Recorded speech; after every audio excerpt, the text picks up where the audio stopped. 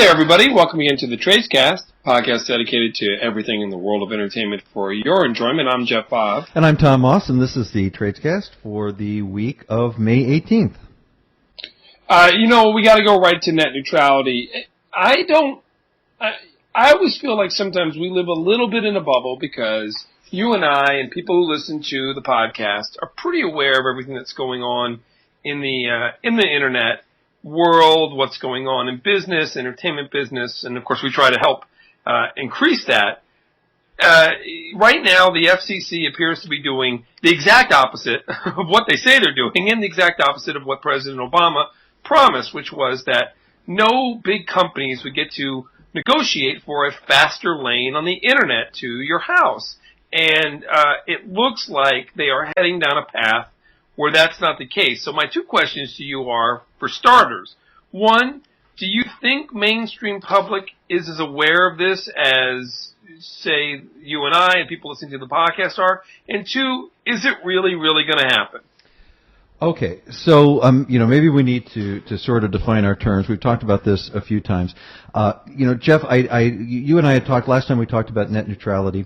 We had said this is probably going to be inevitable, that the FCC is really folding, that they're going to go the way of the big corporate desires and fold up on net neutrality, so that there would be all sorts of fast lanes everywhere. We'd be paying higher rates for faster service. And then I heard that no, on the contrary, the FCC and Tom Wheeler, its chairman, are staking a claim for net neutrality, that they're going to hold the line against net neutrality, against the faster lanes. But Jeff, in fact, both are true. They're trying to have it both ways.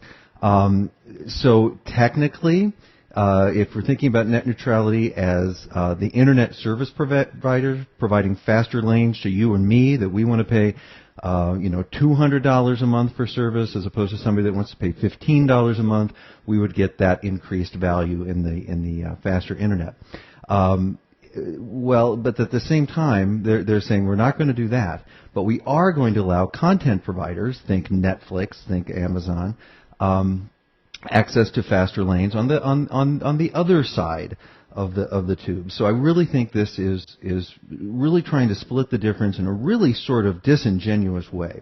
To answer your questions, mainstream public, Jeff, if we called this the initiative to decrease access to pornography, people would be, maybe a lot more interested, maybe on both sides of the fence.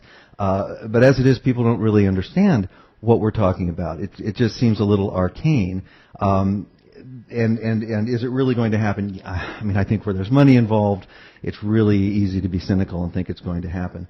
But Jeff, I mean, this really comes down to whether we think of the internet as a utility in the way that we would think of the water that comes into our house or electricity that comes into our house, or a product or commodity like a car. And so we're seeing, when we saw all that consolidation in the 40s and 50s, with the car companies, where we boiled down to three car companies that cornered the market on all automobiles in America. Are we seeing the same thing happen with the internet? That it's consolidating down to three companies, maybe two, that are going to run the world? And we saw today too, where AT&T is trying to buy DirecTV, and so we'll get to that. Yeah, let's get to that in a second, because that's a whole nother. I mean, it's the same animal, but it's also a different one. So I think you're right. I think a lot of people know about it, and I think some people still don't know about it because they've tried to make it as confusing as possible. Even people paying attention to this are confused by what is going on, and so do you think it's going to go the way that they're making it sound? Because President Obama still has time to try to right this ship, because I know he's not running for re-election, but this was one of his very clear-cut campaign promises, and a lot of his biggest followers he is really turning their back on right now on an issue that is most important to them. Well, I mean, I think it comes down to, who's got the voice here. And, again, not to be too cynical, but we live in a world where the people with the money are the people with the voice.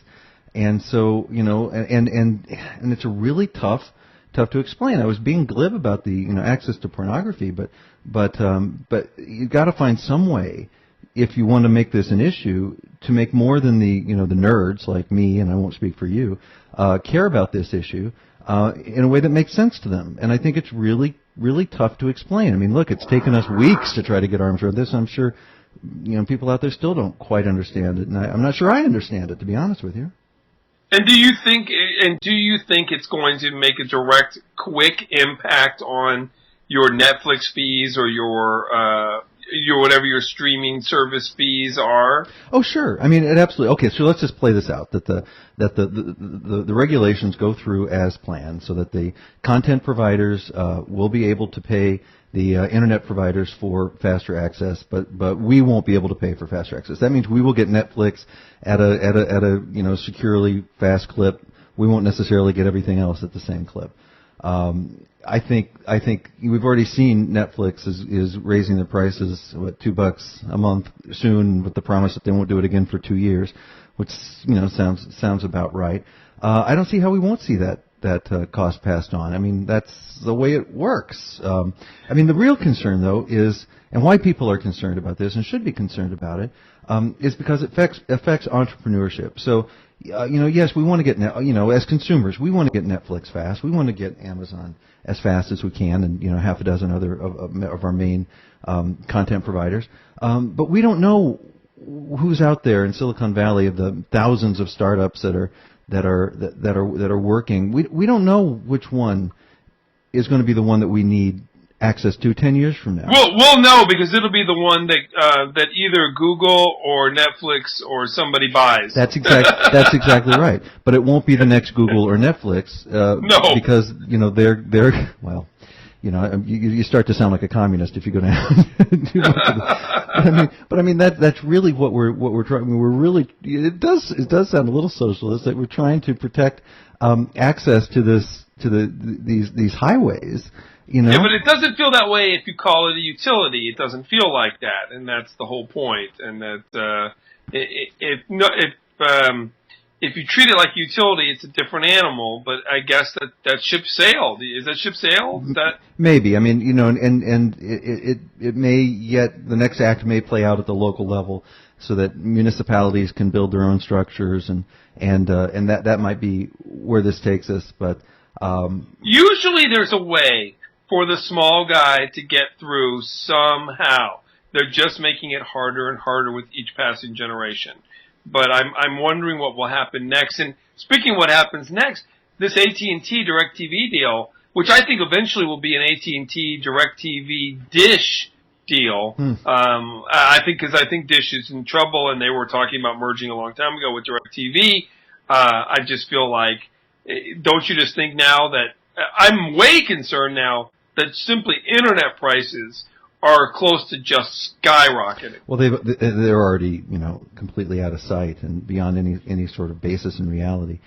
Yes, I think it's quite likely, and if it's not this deal, then it's some other deal. But we're again seeing all of this consolidation. I mean, AT&T is particularly interested in DirecTV because it will free up their internet providers. They can offload their cable business to DirecTV, freeing up that pipe for internet service. So that's it's not a dumb idea by any means.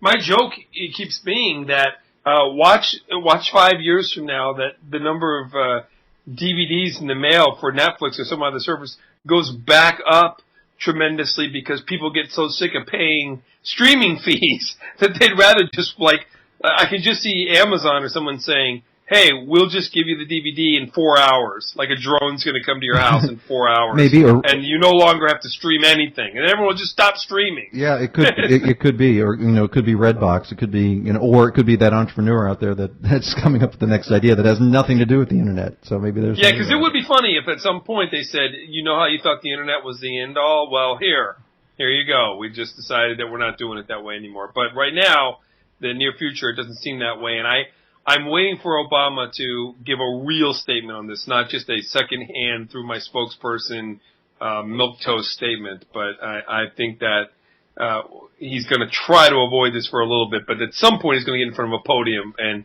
somebody not from Fox is going to ask him a non-Benghazi question, and it'll be this, I hope. So, but we're going to see it play out. They're still allowing public like a public response, which I find very funny. So, let's talk a little bit about cable and late night, because it's kind of an interesting time right now. We've been seeing a lot of changes, and I think it was not a very big announcement that Conan O'Brien got a 4-year renewal with TBS, and he seems completely secure there now in that spot, making a lot of money, and yet he's not even drawing 1 million people. You know, he does draw the youngest audience, younger even than Jimmy Fallon. That's because his audience is 1/5 of Jimmy Fallon's, but 39 years old. But are you surprised they just put this back in, or do you think it's more desperation? Because unlike some of the other networks, they just can't get any real original programming hits right now, TBS. You know, what's really funny is how much we care about late night talk, and the fact that no one really watches, and there are not many people actually watch these shows. At least they don't watch them live or Live Plus 7 even. They watch them in clips, I think, mostly the second day.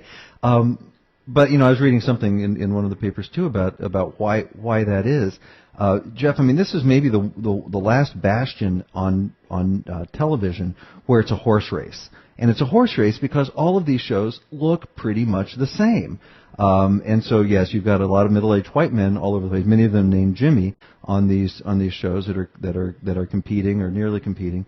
Now, we heard this week that Larry Wilmore will be replacing Stephen Colbert, so we actually added person of color to join Arsenio Hall in the horse race. There's no women especially now that Chelsea Handler has left. So we care, I think, more about the horse race and the drama of this, and maybe the legacy of it, than we actually care about which one succeeds. I could not tell you the difference between a Jimmy Fallon bit and a Seth Meyers bit. They seem exactly the same to me.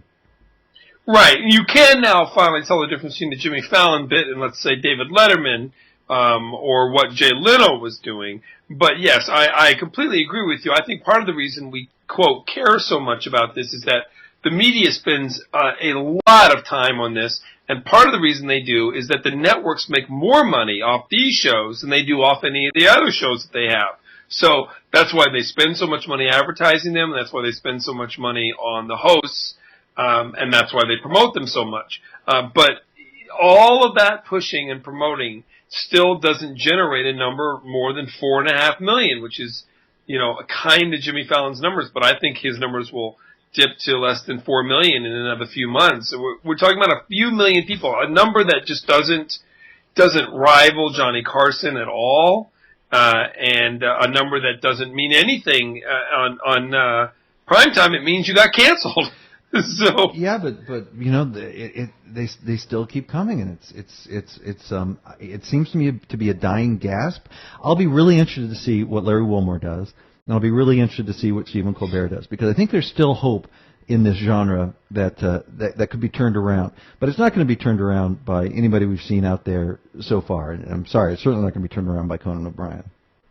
No, absolutely not. But do you agree with me, though, that TBS just has nothing on its plate? And what else are they going to... they can't get rid of him. They got nothing. Oh, yeah. No, that's absolutely right. And, he holds down the seat. I mean, he holds down the network, and he's got a fan base. And so it's not completely outrageous. And there's probably some secondary income from clips and rebroadcast. I don't know. I don't think there's much there. So we'll see.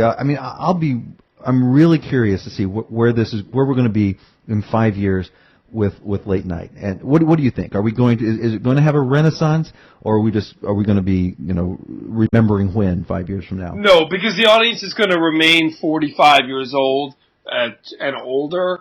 And I think, and the Renaissance, in my mind, the Renaissance was probably Adult Swim.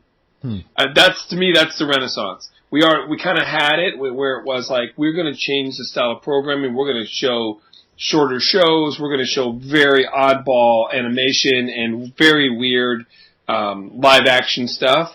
And we're going to get the audience that we think really cares to watch TV, and I think they did, late at night, and they think they did. The rest of the audience is just this older audience that doesn't really want anything that's more boundary stretching than Jimmy Fallon currently is doing.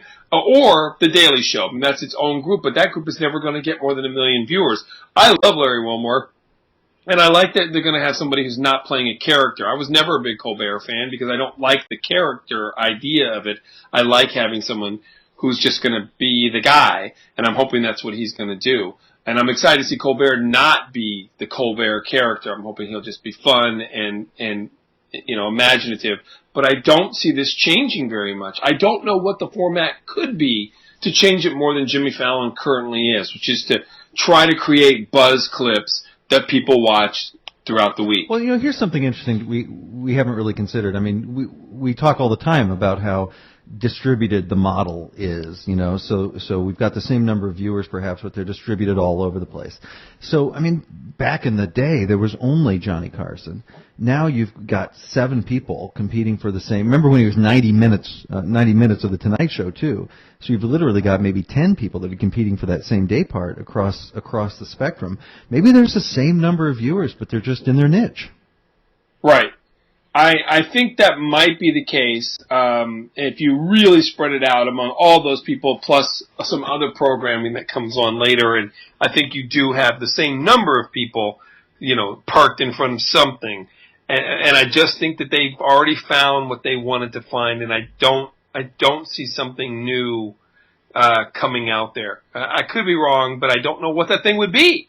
So since I can't think of what it would even be, and I just can't see someone doing it. The Daily Show was the last stab at something really new. I mean, it wasn't new, but the way they've done it so well. But now talking about this kind of legacy, we got Barbara Walters retiring. Now she's not officially retiring, but she's retiring from camera, and she's 84 years old, and she finished off with a week-long, kind of specials on The View. I meant to watch the last show. I forgot to watch it. Ratings don't look like they spiked that much. Her legacy's amazing. We're talking about more than 50 years on the air. I have never thought of Barbara Walters as all that amazing other than her ability to get kind of the top interview for a long time. But would you say that her legacy is paving ground for women, or do you think that was going to happen anyway? What's her legacy? I mean, it's hard to remember a time when Barbara Walters wasn't a mainstay on ABC. Certainly in my adult life and probably most of my young adult life, for that matter, she's been there, and so it's kind of odd to think of her not being there. That said, she's become completely irrelevant to me over the last 10 or 15 years. I suspect I'm probably not alone. But Jeff, I mean, you remember when we would drop everything and you wouldn't miss a Barbara Walters special or Barbara Walters interview.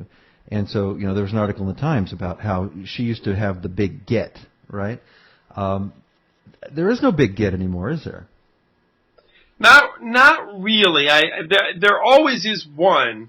But I'm surprised, there's been one this year, and that was getting the Donald Sterling interview. Like, somebody wanted to interview Donald Sterling, and it blew my mind that he went on, and Gina and I talked about this last week, how he goes on Anderson Cooper, of all places. Like, that's not even a place people ever go. Right. So, I don't even know why that happened.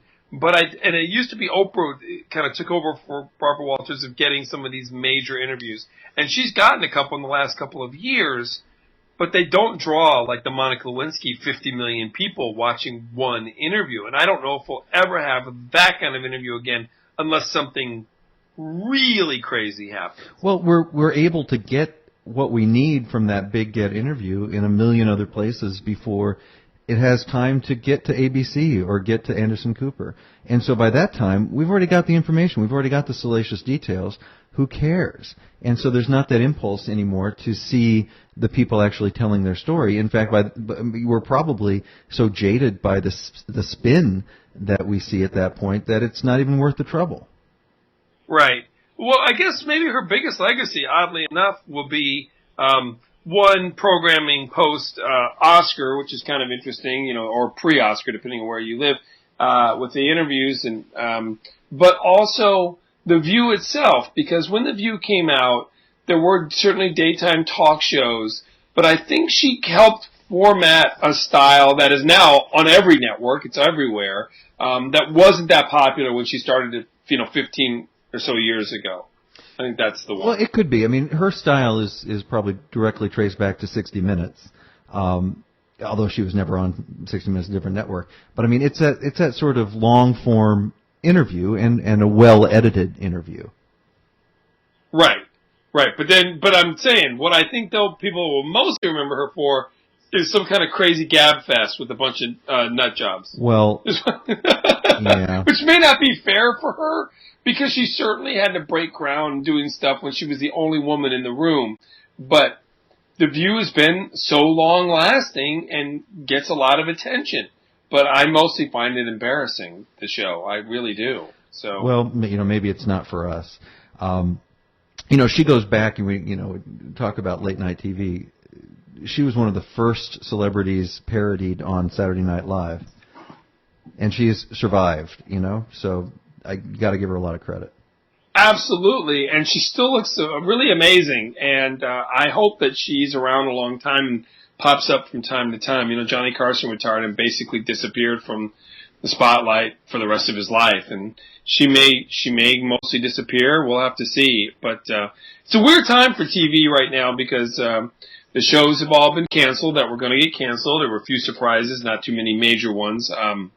So, Tom, we'll start having to look at the summer shows and then start looking at what's been picked up for the fall. But, we talk a little bit about the box office here and there, but I got to just tell you, when I'm looking at the top 10 of the box office right now, I am amazed at how well this season is doing so far. I know, it's outrageous. Maybe they find we got another R-rated comedy that's going to blow by the $100 million mark, which, again, R-rated comedies, and go back a little further, R-rated anything, but R-rated comedies never used to gross $100 million. It's just crazy. And you're talking about The Neighbors, right? Yeah, Neighbors, just unbelievable. But Spider-Man doing as well as they had hoped. Captain America doing better than they had hoped. Heaven is for Real, the come from nowhere movie that might end up grossing $100 million when all is said and done. Rio 2, getting lots of viewers. Other Woman, another movie that, not good reviews, a lot of people going. But the movie that surprised me the most, and I know it shouldn't have because I talk to young people all the time about it, but Godzilla, when they tried to reboot Godzilla 15 or 16 years ago, it did not go over very well. I thought, why are you rebooting this? This is ridiculous, and it turned out to be basically right, and they didn't come out with a sequel. This Godzilla, with tepid reviews, is just blowing the doors off everything, both domestically and worldwide. It's already got a sequel in the works. Are you at all surprised, or is this just another Transformers? And as long as you can find the right animal, like literally animal, for ages 8 to 22, that you got a hit. This movie, Godzilla, is making its name with young adults, young men primarily. Jeff, we're at the end of the school year. There's no competition. It's kids in cars that are going to the movies, and I don't think we should be surprised by this at all. It's amazing, because X-Men comes out next week. Do you think that the drop-off, though, for this movie will be just enormous? Will it be like everybody already went, or is it just going to be more kids out for the summer, just really another big number? I mean, I just cannot believe Godzilla, of all things, of all things. But does it stick around for a while? I think it'll stick around for a little while. Nothing's sticking around that long anymore. This may be a movie that people go to see more than once over the summer. It may have some life. If I was betting, I would say that it will be around. We'll be talking about it in 3 or 4 weeks. It's amazing. I just didn't see this coming. Of course, I didn't see Frozen coming, Tom. Just as an aside, I've been told now at Disney World by people who work there that the wait to see the women who play the Frozen characters in real life at Disney World is 4 hours or longer. Wow. And like they have to create a special rope line because people are trampling each other. I went to a Disney store, a Disney outlet at the mall the other day. They had some, stanchions outside with ropes, and I said, "What's going on?" They said, "Well, we had Frozen merchandise finally back in, and so we had to have a line here this morning." I just and I walked in, and they were restocking the shelf with non-Frozen stuff because they completely sold out. So apparently, if you just find the right vehicle, and kids are into it, the money is still unlimited. Yeah, we talk all the time about distributed models and how nothing could become a big hit anymore, and then suddenly something does. And so I don't know if this is, if we're completely wrong, which we should always entertain as a possibility, or if this is the exception that proves the rule. But, there's still room in the marketplace for huge hits. It's comforting, I guess, to know that. Well, the summer's just still kicking off. Do you predict this to be the biggest summer box office of all time? Well, if the spring is any indication, then absolutely. But it depends on the quality of the movies. Well, it could depend on the weather in a lot of places. And so, we shall see. What's your prediction? I think it has to be. I'm looking ahead, and I just don't see how it can't be. These numbers are so inflated for everything, and the IMAX numbers for Godzilla are so out of control that, again, every time someone talks about the economy being so bad, all I think is, apparently we have money to spend on IMAX movies. Yeah, right. So, for Godzilla. So, wait till it's like a good movie. So, these numbers are just crazy to me. So, Gina will be back next week, and we will be looking at some of the X-Men numbers and some of the other box office numbers and everything else that's going on in the world of entertainment for your enjoyment. So for Tom, I'm Jeff. Have a great day.